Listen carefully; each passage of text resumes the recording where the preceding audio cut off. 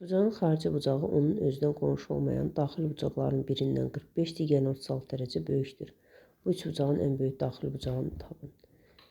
Üçbucağın xarici bucağı haqqında qaydaya əsasən biz deyə bilərik ki, xarici bucaq məsəl üçün alfa olarsa, digər iki ona qonşu olmayan daxili bucaqların cəminə bərabərdir. Yəni məsəl üçün digər iki bucağı beta və qamma götürsək, tam belə bir üçbucağımız var.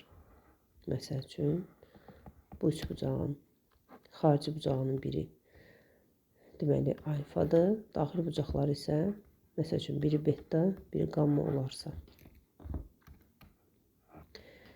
Beta və qamma olarsa.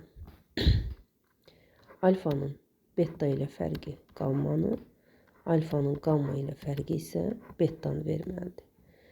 Deməli, xarici bucaqların biri ilə fərqi 45 dərəcəyə bərabərdirsə, elə bucaqlarda məsəl üçün qamma 45 dərəcədir. Fərqi 36 dərəcəyə bərabərdirsə, belə çıxır ki, beta da 36 dərəcəyə bərabərdir. Üçbucağın daxili bucaqları 180 dərəcə olduğu üçün cəmi.